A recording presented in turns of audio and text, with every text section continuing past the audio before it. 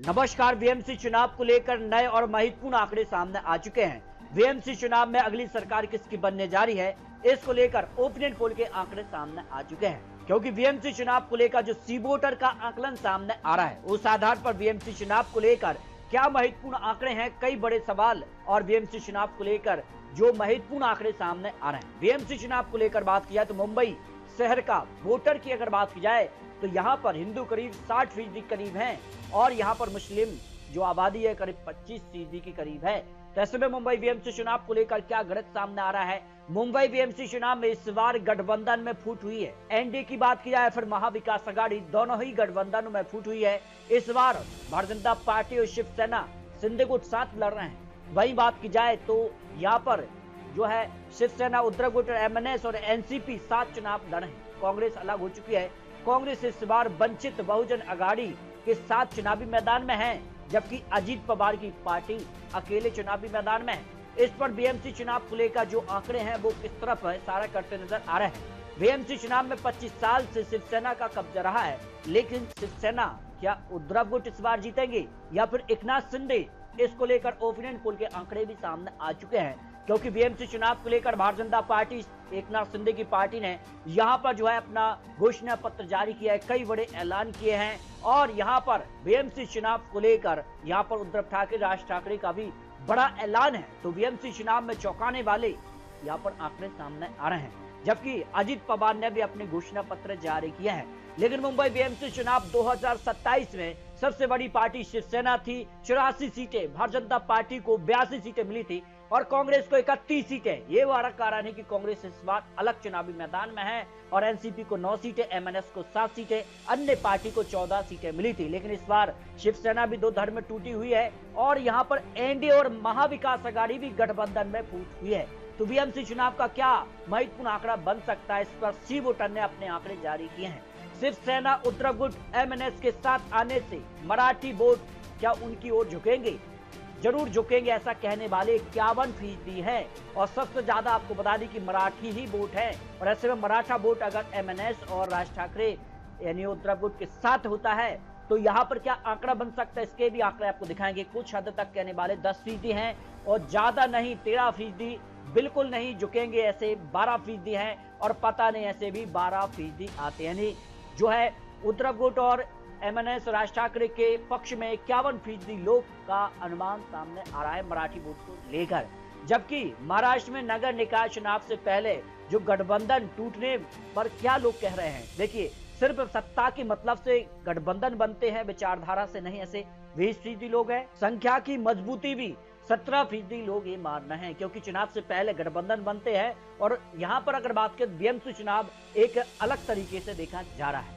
जबकि महाराष्ट्र में मौजूदा दलों में सबसे ज्यादा सिद्धांतवादी पार्टी कौन सी है, इसको लेकर मुंबई बीएमसी चुनाव का महत्वपूर्ण आंकड़े भी सामने आ रहे हैं। इस पर देखिए भारतीय जनता पार्टी को 27.6% लोग सिद्धांतवादी पार्टी के तौर पर देख रहे हैं, क्योंकि मात्र एक पार्टी ऐसी है भारतीय जनता पार्टी जो बटी नहीं है। बाकी शिवसेना भी 2 धड़ में बटी, एनसीपी 2 धड़ में बटी और कांग्रेस यानी भारतीय जनता पार्टी और कांग्रेस यहाँ पर अपना बिखराव नहीं हुआ है। बाकी जो है शिवसेना और एनसीपी भागों में बटी है। तो सिद्धांतवादी पार्टी के तौर पर देख रहे हैं 27%। कांग्रेस दूसरे नंबर पर है, 24% करीब यहाँ पर कांग्रेस का आंकड़ा सिद्धांतवादी पार्टी के तौर पर देख रहे हैं। शिवसेना एकनाथ शिंदे की पार्टी को 11% और शिवसेना उद्धव गुट की पार्टी 15% है। एनसीपी की बात की तो 5% और एनसीपी यहाँ पर बात की 2%, कोई नहीं कहने वाले 9% करीब, पता नहीं ऐसे 3% लोग आ जाते हैं। यानी महाराष्ट्र में सिद्धांतवादी पार्टी के तौर पर भारतीय जनता पार्टी आगे निकल जाती है। महायुति का 2024 का प्रदर्शन 2026 के नगर निगम में क्या मदद करेगा, क्योंकि लोकसभा चुनाव में महायुति को झटका रहा था और यहाँ पर महाविकास अघाड़ी, उद्धव ठाकरे, एनसीपी, शरद पवार को फायदा मिला था लोकसभा में, लेकिन विधानसभा चुनाव में मामला पलट गया था और एनडीए को फायदा मिला था। तो 2026 में क्या आंकड़ा दोहराएंगे? हाँ, जरूर फायदा मिलेगा। 32% लोग कह रहे हैं कि फायदा मिलेगा महायुति को। कुछ हद तक कहने वाले 21% हैं, ज्यादा नहीं होगा ऐसे 18% लोग हैं और बिल्कुल नहीं होगा ऐसे 13% लोग हैं, पता नहीं ऐसे 15% है। तो आंकड़ा करीब करीब बराबर नजर आ रहा है। लेकिन अगला जो बड़ा सवाल है वो भी चौंकाने वाला सामने आ रहा है, क्योंकि नगर निकाय चुनाव में सबसे बड़ा मुद्दा यहाँ पर कौन सा हो सकता है वोटर्स के लिए? तो देखिए स्थानीय विकास जो कहीं ना कहीं जिसका से यहाँ पर घोषणा पत्र में बड़े बड़े ऐलान किए गए हैं। इसमें 22 सीधी लोग मान रहे हैं कि स्थानीय विकास को लेकर भी लोगों की एक कह सकते बड़ा मुद्दा बन सकता है। भ्रष्टाचार पर 15% के करीब भ्रष्टाचार को भी एक बड़ा मुद्दा वहां के लोग मान रहे हैं। यहाँ पर विधि व्यवस्था 12% है और महंगाई 24% लोगों की सबसे बड़ी समस्या। नगर निकाय चुनाव में, मुंबई बीएमसी चुनाव में सबसे बड़ा मुद्दा महंगाई, यहाँ पर 24.9% लोगों की समस्या है। विचारधारा भी 6% लोगों की समस्या है। पार्टी नेतृत्व 3.2% है। उम्मीदवार कौन सा होगा वो भी एक महत्वपूर्ण है और कोई एक मुद्दा नहीं है। 5.9% पता नहीं, ऐसे 7% करीब लोग आ जाते हैं। तो नगर निकाय चुनाव में सबसे बड़ा मुद्दा महंगाई का इस बार देखने को मिल रहा है। अगला जो बड़ा सवाल आ रहा है कि महाराष्ट्र में ठाकरे क्या अब भी एक बड़ा राजनीतिक ब्रांड है, जो सी वोटर का आंकलन है। इस पर देखिए, अगर आपको बता दें कि बड़ा घोषणा यहाँ पर हुई है कि यहाँ पर मराठी ही महाराष्ट्र में बीएमसी चुनाव का मेयर होगा। तो ऐसे में बात की जा रही कि हाँ, ताकतवर ब्रांड है। 43% लोग मान रहे हैं कि हाँ, ताकतवर अब हो चुके हैं, दोनों एक साथ आए हैं।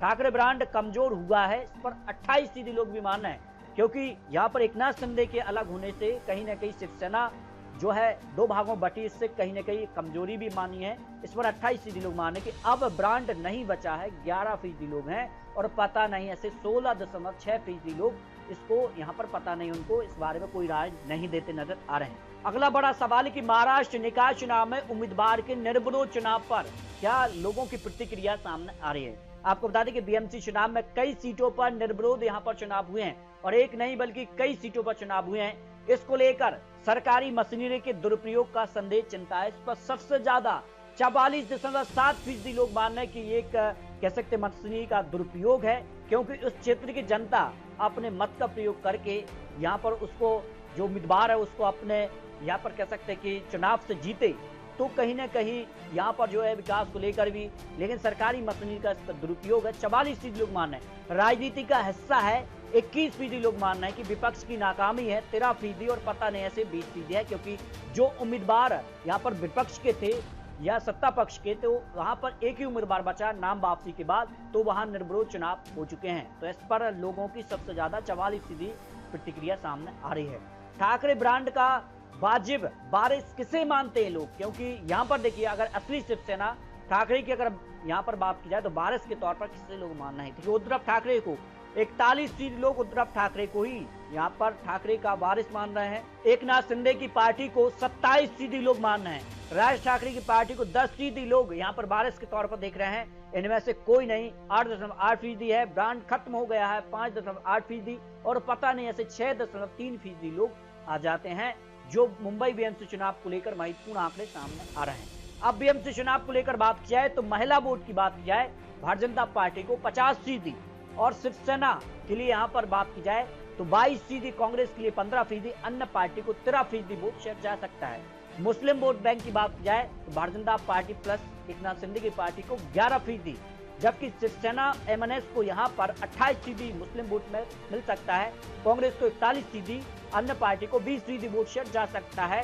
मराठी मानुष्य अगर बात की तो 42% भारतीय जनता पार्टी के लिए और 44% शिवसेना यहाँ पर एमएनएस और उद्धव ठाकरे के पक्ष में, 4% कांग्रेस और 11% अन्य पार्टी के पक्ष में जा सकता है। उत्तर दक्षिण भारतीय जो वोटर्स हैं 53% भारतीय जनता पार्टी शिवसेना के पक्ष में, 15% यहाँ पर उद्धव वोट एमएनएस को, 19% कांग्रेस और 13% अन्य पार्टी के पक्ष में वोट शेयर जा सकता है, जो विश्लेषण अनुमान यहाँ पर सामने आ रहा है। अब ओपिनियन पोल की भी बात कर लेते हैं। मुंबई बीएमसी चुनाव को लेकर कई बड़े ओपिनियन पोल सामने आए हैं, लेकिन मुंबई बीएमसी चुनाव को लेकर जो महायुति की बात की जाए, जिसमें भारतीय जनता पार्टी और एकनाथ शिंदे की पार्टी, उसमें 119 सीटों का अनुमान सामने आ रहा है, जबकि महाविकास अघाड़ी और कांग्रेस भी इसमें शामिल है।